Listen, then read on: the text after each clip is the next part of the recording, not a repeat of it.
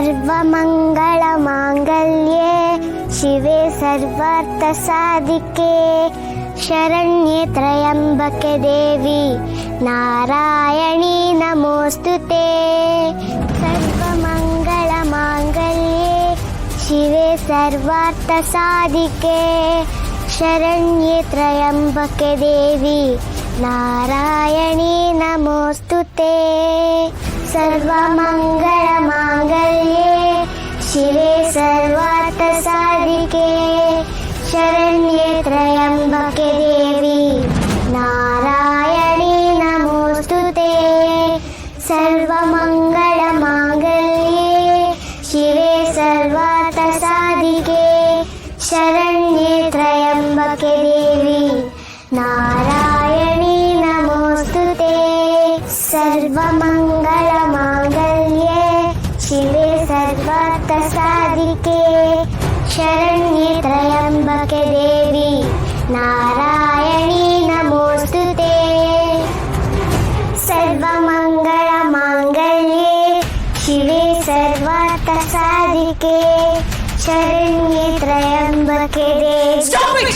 Stop ನಿಲ್ಸು.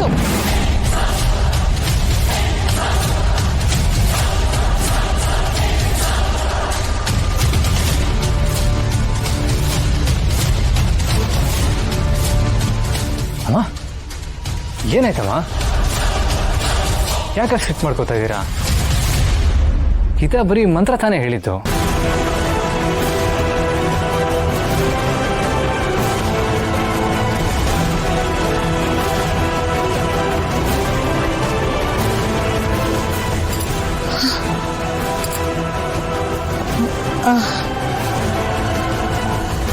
I am sorry ಶರತ್, ತಲೆ ಒಂಥರ ಆಗ್ತಾಯ್ತು.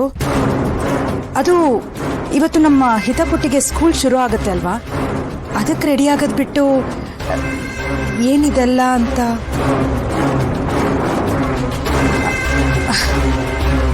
ಹಿತಪುಟ್ಟ ಬಾಯ್. ಸಾರಿ ಕಂದ, ಹೆದರ್ಕೊಂಡ್ಯಾ?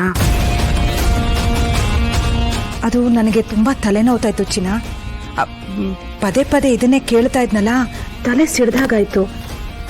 ಅದಕ್ಕೆ ನಾನು ಕೂಗಾಡ್ಬಿಟ್ಟೆ. ಸಾರಿ ಬಂಗಾರಿ.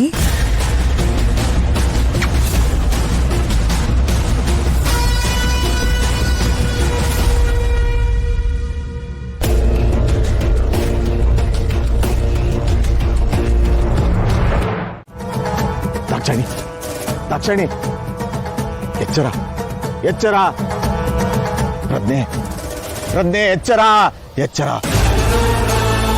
ದಾಕ್ಷಾಯಣಿ, ದಾಕ್ಷಾಯಣಿ, ನಾನು ಪ್ರಜ್ಞೆ, ಎಚ್ಚರ. ದಾಕ್ಷಾಯಣಿ, ನಾನು ಶಂಭು, ಶಂಭು ಮರೀಚಿಕೆ ನೆನಪು. ಶಂಭು, ನಾನು ಗತಕಾಲ ನೆನಪು, ದುಷ್ಟಶಕ್ತಿ ನೆನಪು. ದಾಕ್ಷಾಯಣಿ,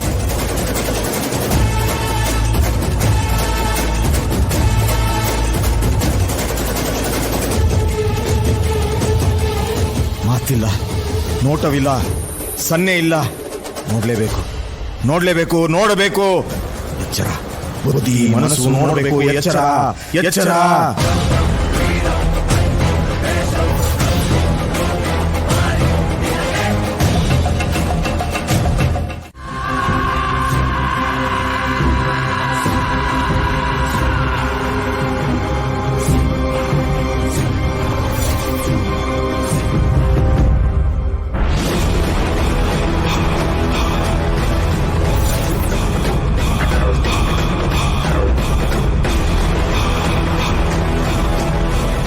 ಯಾಕೆ ಯಾಕೆ ಯಾಕೆ ಯಾಕೆ ಇವತ್ತು ನನ್ನ ಯಾವ ತಂತ್ರಗಳು ಕೆಲಸ ಮಾಡ್ತಾ ಇಲ್ಲ?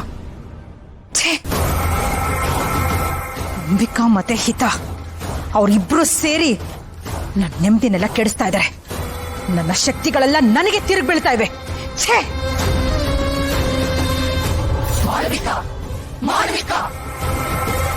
ಮೊದಲು ಆ ನಿನ್ನ ಕೋಪವನ್ನ ನಿಯಂತ್ರಿಸು, ಸಮಾಧಾನವಾಗಿರು.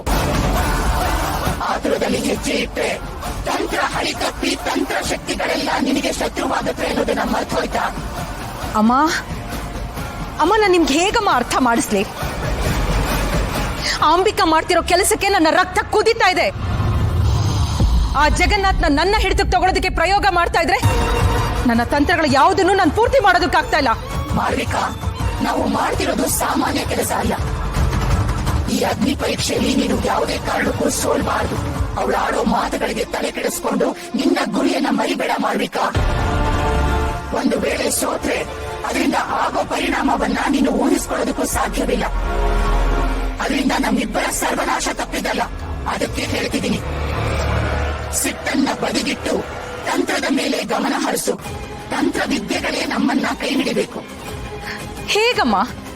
ನಾನು ಶಾಂತವಾಗಿರೋದಕ್ಕೆ ಅವಳು ಆ ಅಂಬಿಕಾ ನನ್ನ ಬಿಡ್ತಾ ಇಲ್ವಲ್ಲ. ದಿನ ಪೂರ್ತಿ ನನ್ನ ಅಕ್ಕಪಕ್ಕನೆ ಸುತ್ತುತ್ತಾ ವ್ಯಂಗ್ಯವಾಗಿ ಮಾತಾಡ್ತಾ ನನ್ಗೆ ಅವಮಾನಿಸ್ತಾ ಇದ್ದಾಳೆ. ಎಕ್ಕಶ್ಚಿತ್ ಒಂದು ಗಾಳಿ ನನ್ನ ತಲೆ ಕೆಡಿಸ್ತಾ ಇದೆ. ಅದು ನನ್ನಿಂದ ಸಹಿಸೋದಕ್ಕಾಗ್ತಾ ಇಲ್ಲ. ಮಾಳವಿಕಾ, ಆ ಅಂಬಿಕಾ ಏನ್ ಮಾಡ್ತಾಳೆ ಅಥವಾ ಅವಳಿಗೆ ಏನ್ ಬೇಕು ಅನ್ನೋದು ನಮಗೆ ಅಷ್ಟು ಮುಖ್ಯ ಅಲ್ಲ. ಯುದ್ಧದಲ್ಲಿ ಮಾತುಗಳು, ಅವಮಾನಗಳು ಕೂಡ ಅಸ್ತ್ರಗಳೇ. ಅದಕ್ಕೆ ಮೌನ ಮತ್ತು ಸಹನೆ ಸರಿಯಾದ ಪ್ರತ್ಯಾಸ್ತ್ರ. ಅದ್ ಹೇಗ್ ಸುಮ್ನೆ ಇರ್ಲಿ ಮಂಜರಿ ಅಮ್ಮ? ಅವಳು ಈಗಾಗ್ಲೇ ದಾಕ್ಷಾಯಿಣಿನ ಕಲ್ಲಿನ ಸೆರೆಯಿಂದ ಬಿಡಿಸಿದಾಳೆ. ದಾಕ್ಷಾಯಿಣಿ ಹೊರಗೆ ಬಂದ್ರೆ ನಮ್ಗೆ ಕಂಟಕ ಅಲ್ವಾ? ಮಾಳ್ವಿಕಾ, ಇದನ್ನ ನಾನು ನಿನಗೆ ಮೊದಲು ಹೇಳಿದೆ. ಆ ಅಂಬಿಕಾ ದಾಕ್ಷಾಯಿಣಿನ ಕಲ್ಲಿನ ಸೆರೆಯಿಂದ ಹೊರಗೆ ತಂದಿರಬಹುದು, ಆದ್ರೆ ಅವಳಿಗೆ ನಮ್ಮ ಉದ್ದೇಶಗಳು ಗೊತ್ತಿಲ್ಲ. ದಾಕ್ಷಾಯಿಣಿ ವಿಗ್ರಹವಾಗಿದ್ದಾಗಲೇ ನಾವು ಅವಳ ಬುದ್ಧಿಗೆ ದಿಗ್ಬಂಧನ ಹಾಕಿದ್ದೀವಿ, ನೆನಪಿದೆಯಾ? ಹಾಗಾಗಿ ಅವಳು ಕಲ್ಲಿಂದ ಹೊರಗೆ ಬಂದರೂ ಕೇವಲ ಮಾತು ಬಾರದ ಒಬ್ಬ ಮೂರ್ಖಳ ತರ ಇರ್ತಾಳಷ್ಟೇ. ಅವಳಿಗೆ ಹಳೆ ನೆನಪುಗಳು ಇರೋದಿಲ್ಲ, ಬುದ್ಧಿಯೂ ಇರೋದಿಲ್ಲ. ಅವಳಿಂದ ಬೇರೇನು ಮಾಡೋದಕ್ಕೆ ಸಾಧ್ಯನೇ ಇಲ್ಲ. ನೀನು ಸುಮ್ಮನೆ ಧೃತಿಗೆಡಬೇಡ.